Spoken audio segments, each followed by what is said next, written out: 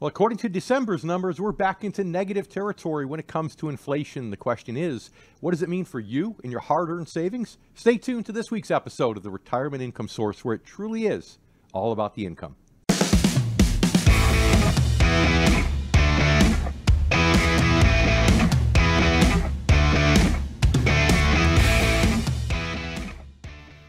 Welcome to the Retirement Income Source, where it truly is all about the income. I'm David Scranton, here with Sarah Samuels, of course. And today, we got a lot to cover on the show. Why inflation went negative again in the month of December, as it did in July, and what does it mean for you and your hard-earned money. We're also going to talk a lot about income, why no matter what your age, you might want to consider investing for income. And also, we'll explore the right versus the wrong ways to invest for income. So Sarah, great to see you once again. And did you do anything fun on Monday, by the way, for Martin Luther King Day? You know, I don't know if you realize this. Now, this is the first year we've actually taken Martin Luther King Day off.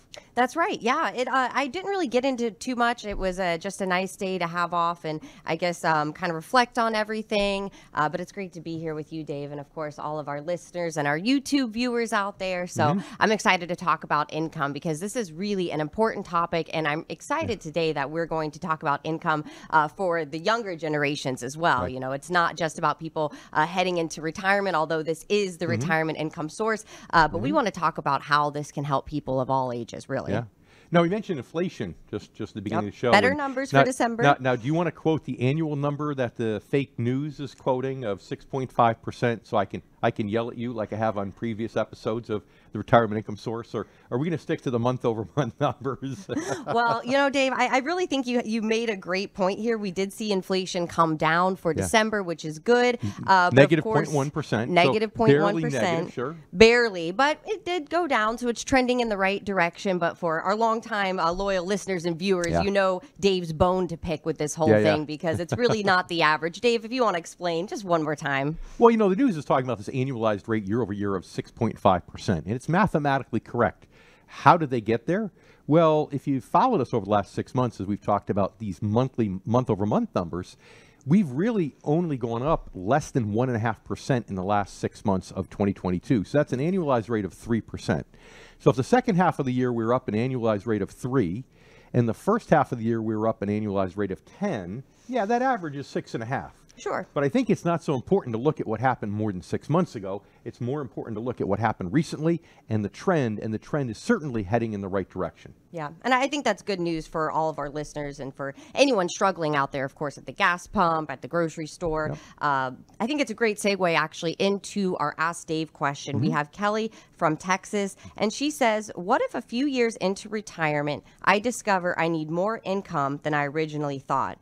And you know, Dave, I think a lot of our listeners might actually be having this question right now because of inflation. So can you help Kelly out here, Dave? Sure, Kelly. If you retired 5 years ago, you're feeling the crunch right now, more so than perhaps someone did who retired 5 years earlier, 5 years into retirement. So you know, what can you do? Well, one of the biggest myths, there are several myths out there. I mean, first of all, you have the myth that, you know, Bitcoin is a great inflation hedge, right? Well, we've learned it's not a great inflation hedge because inflation went up. Bitcoin went from 64,000 down to 16,000. I know it's rebounded this month a little bit, but obviously that's not a good inflation hedge, right?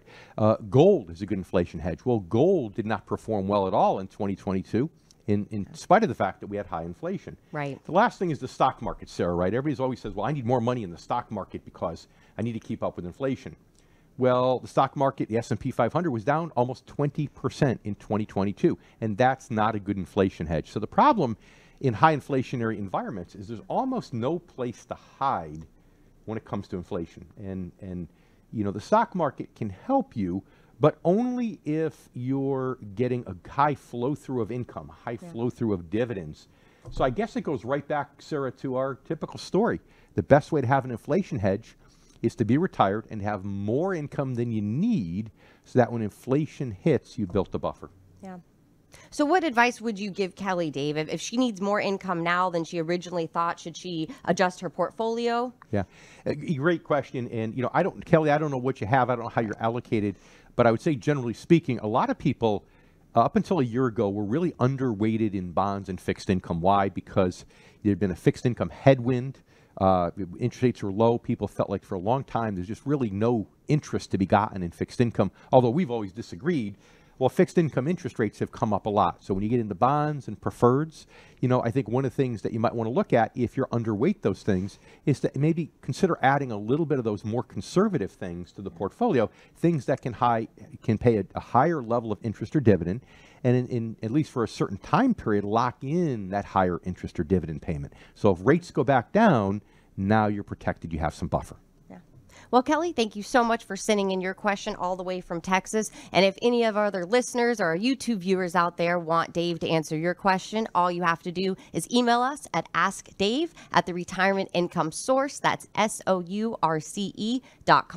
You're listening to the Retirement Income Source, where it truly is all about the income. Today, we're talking about inflation, how it can affect your retirement, why income generation is really important for all ages, really why we all need income. So, Dave, let's get into that a little bit. Why is income important? And this might be kind of a silly question, but why is income so important? Sure. Why is it important that your investments are generating income no matter what age you are?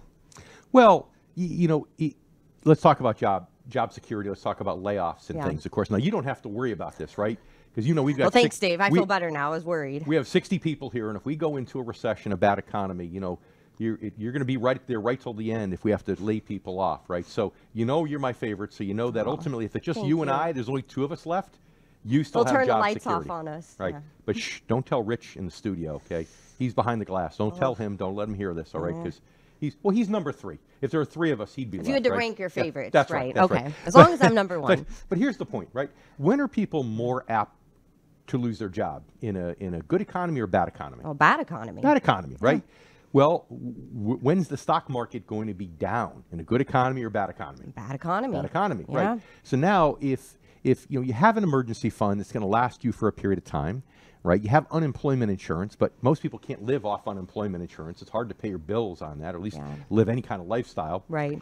And if your investments are down, you lost your job, you're in a bad economy. Investments are down, you're in a bad economy. Now you have to sell things at a loss.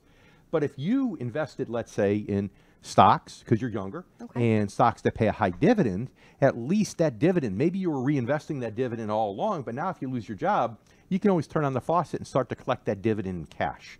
And you could essentially supplement your unemployment income through the dividend. And what that means is now your emergency fund will actually last you longer. All right. So investing for income is a great thing at all ages. And smart investors know this.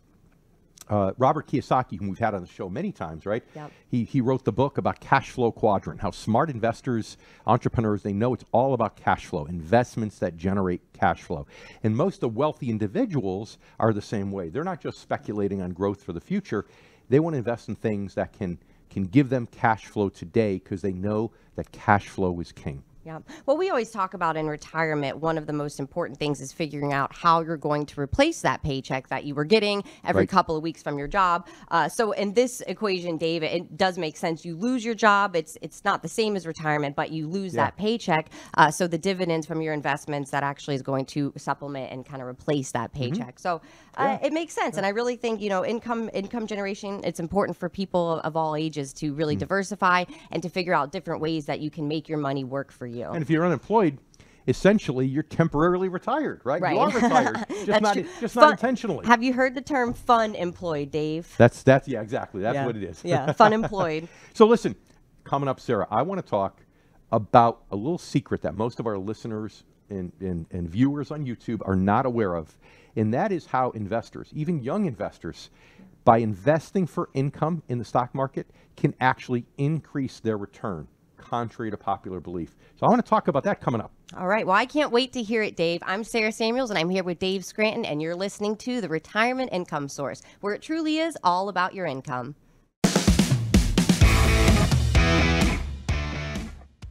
Hey, you're locked into the Retirement Income Source, where it truly is all about the income. I'm Sarah Samuels, and I'm here with our host, David Scranton. And today we're talking about income investing, ways to kind of protect your money through income investing, especially when there's a high inflation period. And just a few moments ago, Dave said something really interesting. He said you can actually make more money in the stock market by investing for income as opposed to investing for growth. So, Dave, please explain. I will, but first, so that new technology we were trying to invent, it came out. Do we have a patent on it already? Which technology, Dave? Well, you said they were locked in. Remember, we were trying to work on that technology that anybody, once they tune in, we send a signal, and all of a sudden the radio freezes, and they can't change the station. Do we have that now? Is that what you're saying? It's still in It's our still in the R&D works. development So you were department. speaking figuratively there. Yes, locked of in. course. Locked in, listening Got it. to us on the Okay. radio. Maybe you're out there listening to us or watching us on YouTube. But however you're watching this show or listening to this show, this is important, I would Sure. say. So here we go. Yep. Let's look at the first 20 years of this century in the stock market, right? If you started with $1 million in January of 2000, how much, if you took the dividends in cash, how much gain do you think you would have had in your account 20 years later? Maybe $1 million or so? Close. Okay. You would have made 1.2 million. So your million would have grown to 2.2. So you would have had a gain of 1.2 if you took your dividends in cash. But here's the interesting thing.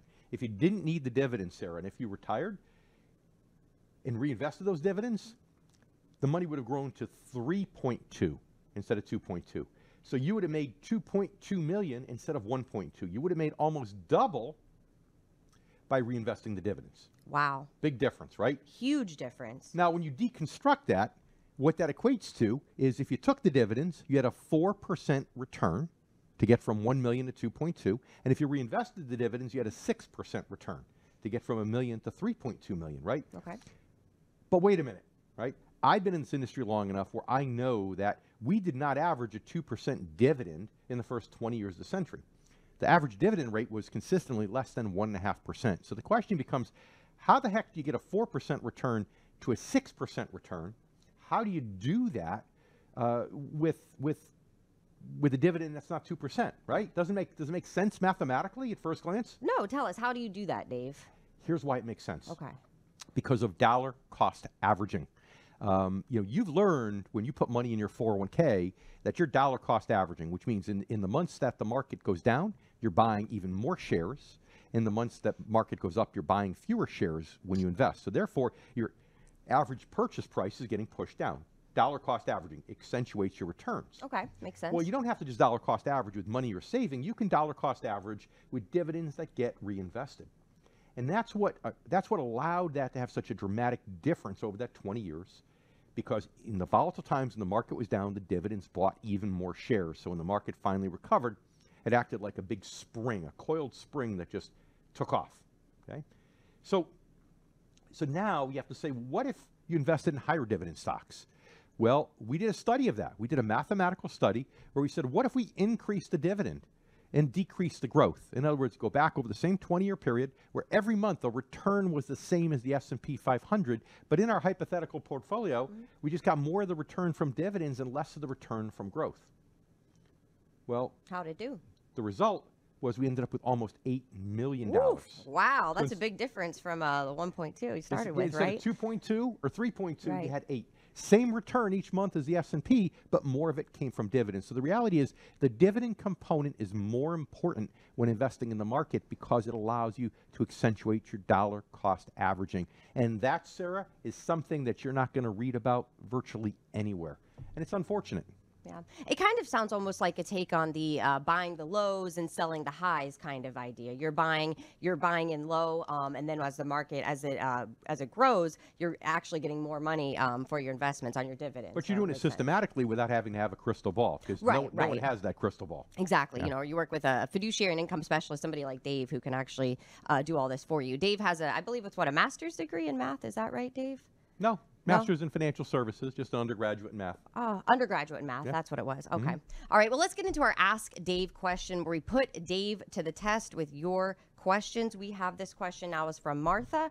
Martha's from Connecticut, Dave. So that's actually your home state. Oh, it might be one of my clients. You never know. It might be one of your clients. But Martha's asking, how do I take income from my investments? Well, the simple answer, Martha, is from interest and dividends. Set up your portfolio if you need more income to maximize your interest and dividends. You've got to be smart about it and take just the income, the interest and dividends, and don't touch the principal. Now, later on the show, Martha, I want you to stick with us here, and I know you will because according to Sarah, you're locked in, right? I want you to stick with us because we're also going to talk about the many, many wrong ways to take income from a portfolio. Yeah.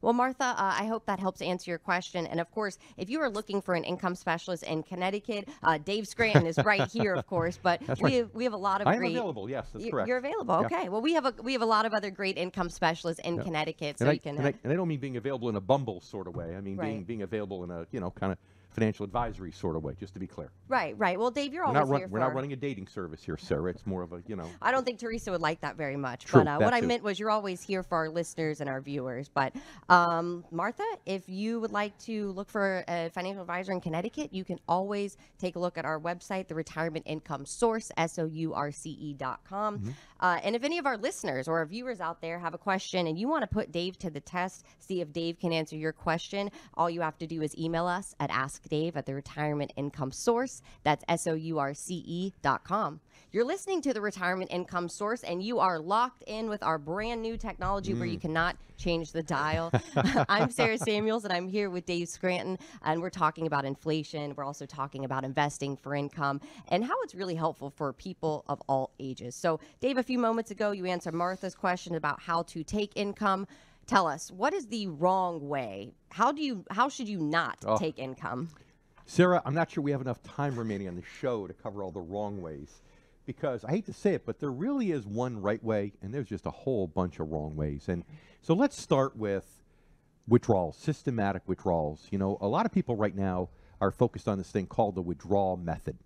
And the withdrawal method is where you can withdraw 3% of the portfolio, and hopefully mathematically, based upon your allocation, you won't run out of money before you die. Some people say 3.5, some 4, right? The problem is all of those systems have a margin for error. It's usually based upon some mathematics called Monte Carlo analysis, where they assume that you're, as long as you only have a 10% chance when backtesting it of running out of money, that's success. Well, yeah, I mean, if you're the financial advisor and it's not your money, I guess you could say a 10% failure rate is success because it's not your money if the 10% happens, right? Yep. Yeah. But think of it this way, right? You get an airplane with me, right? Because I'm a pilot. That's right, you're a pilot. And I say, okay, And Sarah. I've never flown with you, Dave, but I would love to. You've got to make it happen sometime. We'll have some business trips coming up, I'm sure. But we get an airplane with me, and I say, Sarah, there's a 90% chance that we're going to land safely. You know what I'm going to do, Dave? What is that? I'm going to undo my seatbelt and get right out of your airplane. You're ripping I'm not open, going anywhere You're ripping with you. open the emergency exit, right? Peeling back that handle, pulling the door, throwing it out the window. I need a 100% chance of a successful, or That's maybe right. 99.9, right? There's That's a right. few variables. And think about it this way, too. You have, let's say we said, okay, let's have this game where we're going to hand out revolvers, handguns. Okay. With six holes in the chamber. And we're going to ask people to play Russian roulette. And if they win, we're going to give them $100,000. Okay, so kind of a perverse twist on the show The Millionaire from decades and decades ago. Right. Yep. So what do you mean, right? Yup. You don't remember The Millionaire. You're too young. What are you talking about? Dave, I love TV. I've watched all kinds of television and movies. Don't patronize me. So let's say, for $100,000, you play Russian roulette, and if you live, you get the $100,000. What's the alternative? Death. That's right.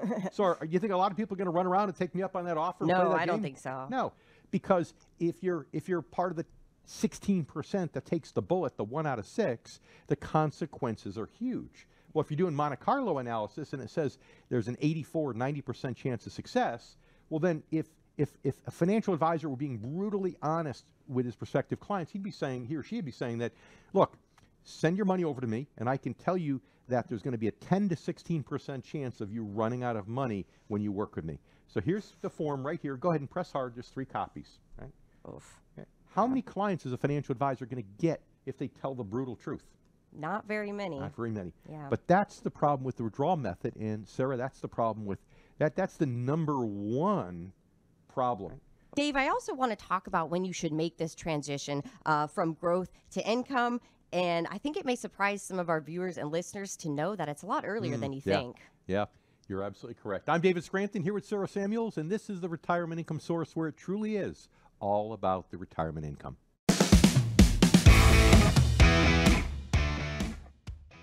Welcome back to the Retirement Income Source, where it truly is all about the income. I'm Sarah Samuels, and I'm here with Dave Scranton. And today we're talking about income. We're talking about the right and the wrong way to take income. And I really want to talk about when it's time to make that transition from that growth mindset to the income mindset. But Dave, I know you have one more wrong way to take income that you want to share with our listeners and our YouTube viewers. Yeah, and I want to talk about it because it's becoming it's popular with some financial advisors in some group, and I've come across it more and more. I talk to financial advisors, of course, every day, people who want help in terms of growing their business. They want to improve their business model, their investment performance, and they just want general mentoring and coaching. So I'm having all these phone calls, and what I'm finding is that there is an offshoot that's becoming more popular than just this withdrawal method, this concept that, okay, if I've got $1 million, I can withdraw $3,000 a year, $30,000 a year, $40,000 a year, and maybe have a 90% chance I don't run out of money, right? Well, it's called the buckets of money strategy. And some people may call it something different, but what it basically boils down to is you might have 3 or 4 buckets of money. And, the first bucket is more conservative, the second bucket's a little more volatile, the third's a little more volatile, and the fourth, the terminal bucket, is the most volatile. And the whole idea is you spend down the first bucket, and you let buckets 2, 3, and 4 grow. And then you spend down the second bucket, and you let 3 and 4 grow. Then you spend down the third bucket. And eventually, bucket number 4 is the last bucket that you go to. So what that equates to, Sarah, is another way of spending down principal. It's another withdrawal method. It's just a little bit of a smarter way to do it that maybe increases your odds from 85 or 90% to maybe 93% success. Yeah. But it's still a withdrawal strategy. So if I understand correctly, you're still withdrawing the money with the buckets of money strategy, but you're starting with your more conservative investments and moving on to your more risky investments with that fourth bucket. Okay. I don't know, Dave. It just sounds too risky to me. It sounds a lot like you could cannibalize your principal. Yeah. I don't know. Well, you're spending principal and you hope it grows back. And I don't know about you, but I don't dig financial plans that include the word hope. Right. Hoping, praying, crossing fingers. I don't think this is good financial strategy. I agree. That's right. Yeah. Well, I think too, Dave, there's the chicken or the egg, right?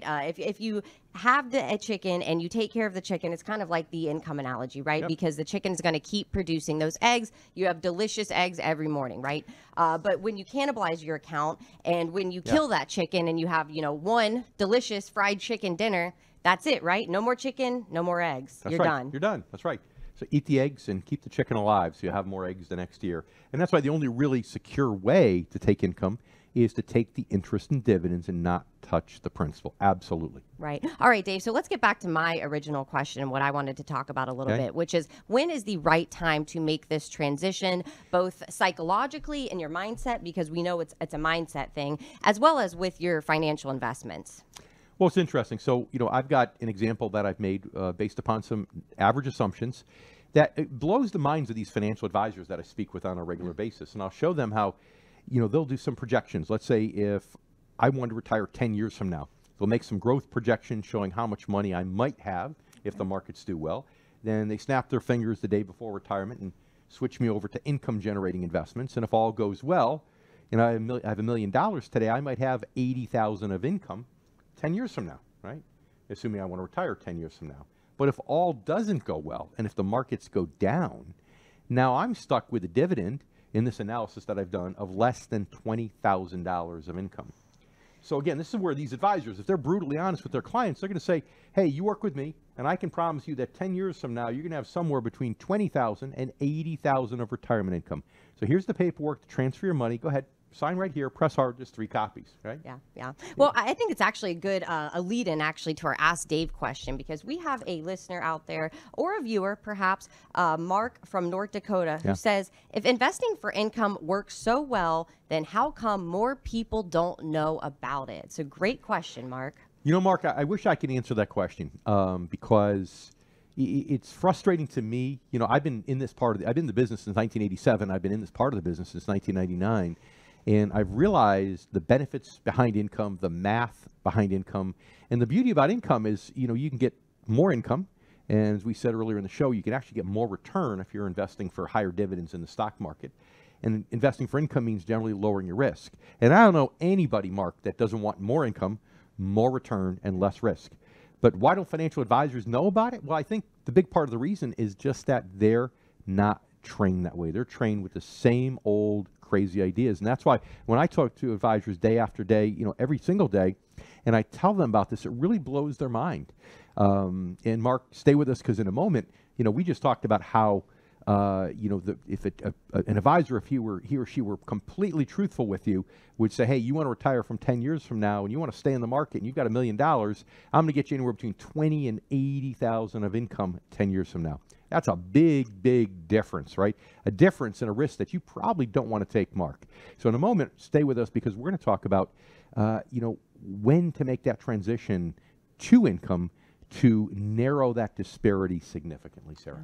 Well, Mark, thank you so much for sending in your question. And if any of our listeners or YouTube viewers out there have a question that you want Dave to answer, all you need to do is email us at askdave@theRetirementIncomeSource. That's SOURCE.com. You're listening to the Retirement Income Source, and today it really is all about income, because Dave and I are talking about how to take income. Dave has shared some mistakes that people make when it comes to taking income. And now, Dave, let's get into it more about why people should, or when people should take income and make that transition. So let's use this example, 10 years, right? Most financial advisors, Sarah, right? Most financial advisors 10 years out are going to say, keep your foot on the gas, stay growth oriented, right? Right. Yep. Right. That's the party line. That's the party line. That's right. The problem, though, is like we said, if you've got $1 million based upon some reasonable assumptions, 10 years from now, you might get 80,000 or more of income, but if things don't go your way, you might be locked in at 20,000 of income. So you're saying, Dave, the range could be 20,000 a year all the way to 80,000 a year? That's a huge range. Swing. And that means that Mark can retire or Mark cannot retire, our previous Ask Dave question here. So what if you went to income today? What if you locked in, let's say, a 4.5% income rate? And let's say you did the unthinkable. You were 10 years out of retirement and you went to all bonds. Now, please, listeners, our YouTube viewers, I'm not recommending you go to all bonds. I'm just using this as a radical example, right? But let's say you did. You got out of the markets completely. You went to all bonds and you got a 4.5% net yield. Do you know how much income you would have just by reinvesting that income over the next 10 years? How much, Dave? $70,000 of income. Wow, that's pretty good. That organic growth. Give or take 1,000 or two. Yeah. And the beauty of it is that is a known, right? And if I ask most of our listeners, most of our viewers, hey, do you want a retirement plan that is based upon what you hope is true or what you know is likely to be true, what do you think they're going to say? They're going to want the plan that they know to be true. That's right. Because here's the thing. I don't know, you don't know, no financial advisor in the universe knows what the account's going to be worth, what the value of the account's going to be worth 10 years from now, whether it's in stocks, whether it's in bonds or bond-like instruments. But we know that income is pretty sticky. With bonds and preferreds, it's contractual, right? And with stocks, common stocks, it tends to be sticky because companies don't like to cut dividends. So instead of having a range of, gee, you might get 20,000 or you might get 80,000, if you made that radical transition to bonds 10 years out of retirement, Sarah, you can be at 70,000, give or take 1,000 or two. You could have a much more likely known outcome. And you think if we polled our listeners, our YouTube viewers, and said, what would you rather have? A crapshoot between 20 and 80, or would you rather have 70 in the bag? What do you think they're going to take? Shoot, I'd take the 70,000, Dave. That seems like a pretty good deal. Almost basically guaranteed 70,000. All day long. That's right. That's right. In fact, I'd go on a limb and say, hey, if you want to go to the retirementincomesource.com as an Ask Dave, if you really want to know how these numbers would look at various rates based upon, we have software that does this. Right. So if you want to know what it looks you. like, if you're 8 years out or you're 12 years out or based upon different growth assumptions in the market, I'm happy to do that analysis and get it to our loyal listeners and our loyal YouTube viewers, because I think it blows people's minds. And it's math. It's not Dave's crystal ball, Sarah, saying this is not going to be Dave's algorithm. It's just math. It's just simple math. That's right. And that's why I'm so shocked that more advisors don't talk about this stuff. Yeah. Well, I hope our listeners and our viewers take you up on that offer, Dave, because right now could be the best time to transition to income, best time we've seen in a decade and a half. So Dave's going to explain coming up. Yeah, that's right. I'm David Scranton here with Sarah Samuels, and you're listening to you're locked into the Retirement Income Source, where it truly is all about the retirement income.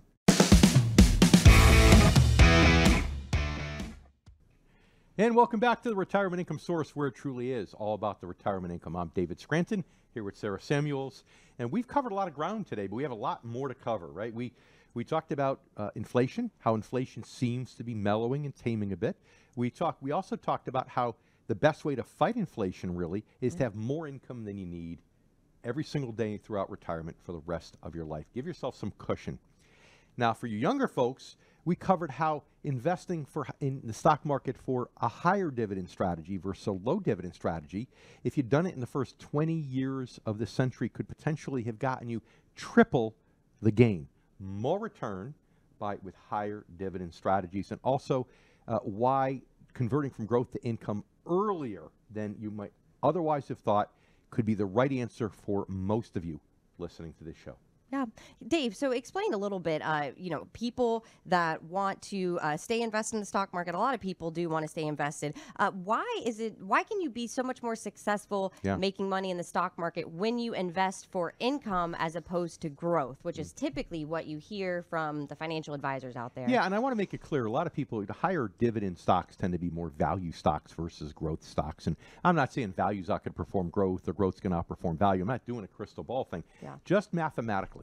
It's dollar cost averaging. It's the same reason saving money on a regular basis is so powerful, because you're buying more shares when the market's down. You're loading that spring, you're coiling it, so when it springs, it just explodes.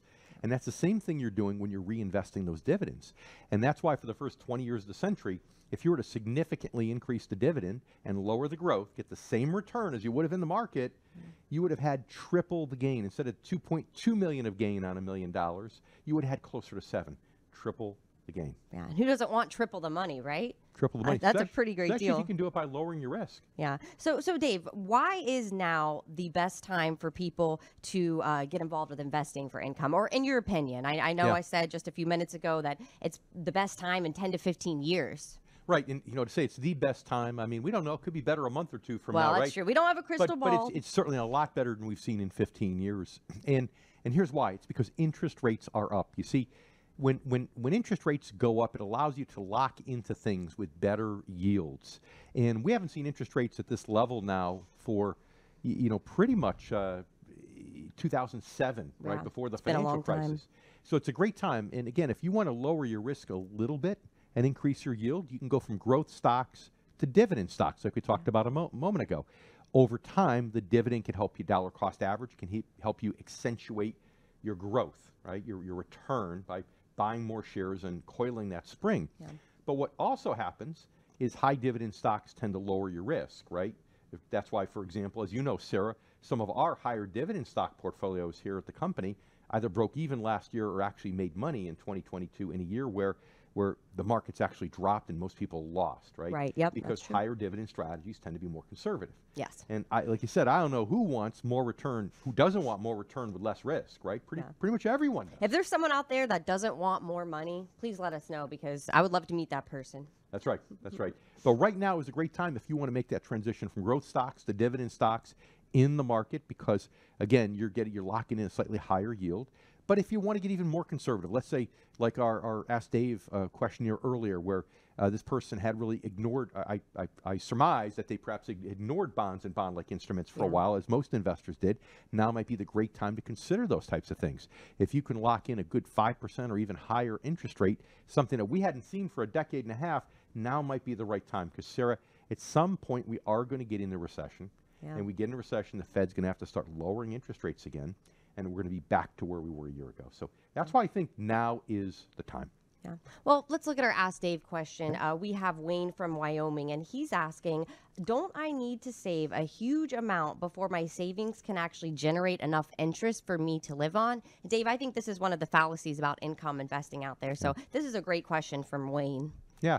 So Wayne, the good news is right now with what's going on with income, you don't have to save as much. Because, if you were able to get 4%, let's say, just a year ago, right? That means $1 million would generate $40,000 a year. But let's say now you can get 5%.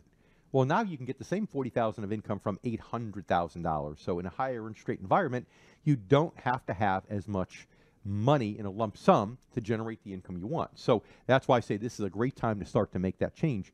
Especially, Wayne, if you look at your finances and say, I have enough just between, let's say, a reasonable interest rate, 4 or 5%. If I take what I have now, add to it what I'm going to be saving over the next few years between now and retirement, And that plus a 4 or 5% interest rate, a conservative interest rate, can be enough for me to retire. Then Wayne, you might really want to consider making that transition from total return focus to income focus now. Right. Well, Wayne, thank you very much for sending in your Ask Dave question. And if any of our listeners or our YouTube viewers out there are interested in putting Dave to the test and having him answer your question, all you have to do is email us at askdave@theretirementincomesource. That's SOURCE.com. You're listening to the Retirement Income Source, where it truly is all about the income. And today it's especially about the income because this whole show has really been about income. We've talked about the right way to take it, the wrong way to take it, why now could be really the best opportunity we've seen in 15 years for you to make that transition. So Dave, what about people that really they want to leave an inheritance, right? They want to leave some money for the grandkids or for their kids. Is investing for income right for those people as well? Well, I believe it is strongly, and the reason why is because, first of all, if you can get more return by investing for a higher dividend strategy in the stock market, then you're going to maximize your legacy. So that's good. If you're working for a legacy, in theory, you don't need the income per se, but you want to get more return with less risk. And like we said, higher dividend stocks can do that compared to lower dividend, what's traditionally known as a growth stock. Right. So it's kind of an oxymoron because in some ways growth means you might have less growth, right? Growth is less, yes. That's right. But also, I encourage people who want to leave a legacy to not just wait until they're 6 feet under and have their kids and grandchildren enjoy the money and they can't see them enjoy it. Most people, if they felt comfortable, would want to see their family enjoy it today. But Sarah, you know why the major reason is that people don't gift more money to their kids today? Well, if I had to guess, I would say it's probably because they're worried about running out of money later. Yeah, they may think they won't need it, right? Yeah. But they never know. We're like, people will say, well, you never know.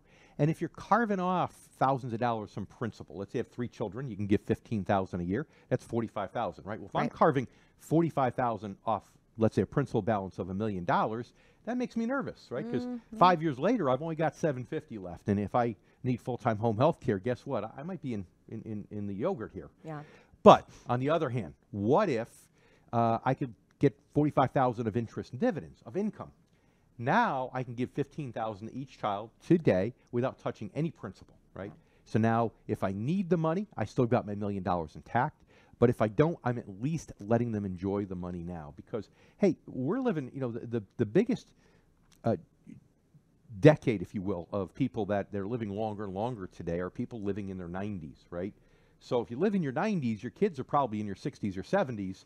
They've struggled most of their lives. They haven't been able to enjoy it, right? Yeah. So now if you invest for income, even if you want to leave a legacy, Sarah, you can actually let them enjoy some of the money now, keep peace of mind knowing that if you need it because you take really sick in later years, you still haven't touched your principal, and you're still leaving a good legacy for them. Yeah. Well, it seems like investing for income really appeals to all kinds of people out there. No matter your age, there is a way that you can invest for income and maybe make some money and then reinvest that money and grow your portfolio organically or the old-fashioned way, as Dave likes to say. Yeah, and I don't want to make it sound like it's the answer to financial cancer, but it kind of is. If you think about it, if you can get more income and more return and less risk, that's what everybody pretty much wants. But the question that I get all the time is there anybody for whom income is not appropriate? Yeah, what about those people, Dave? Is there anyone out there that it wouldn't be good for? I would say if people have a really speculative part of their portfolio, money in excess of what they need to retire or hit their other goals, then sure, because there are periods of time when even higher dividend value strategies will underperform growth strategies. We went through one of those for a good part of a decade leading up to just last year, right, where all the tech stocks did well and so on. We also had that in the very late 90s. So if you've accomplished all your goals and you want to be speculative with a small part of your money, then perhaps. But really, that's the only time. All right, Dave. Well, it's been a great show today, and I want to encourage all of our listeners and our YouTube viewers out there that if you want to watch this show again or maybe catch up on some of our older episodes, all you need to do is go to the retirementincomesourceradio.com, and you can even share a link with your friends or family. Yeah, we actually appreciate that if you share with your friends and family. But most importantly, it's so great to have you with us once again today. Locked in with us, as Sarah would say. Locked in. I'm David Scranton here at Sarah Samuels, and this is the Retirement Income Source, where it truly is all about the income. And we look forward to joining you next week.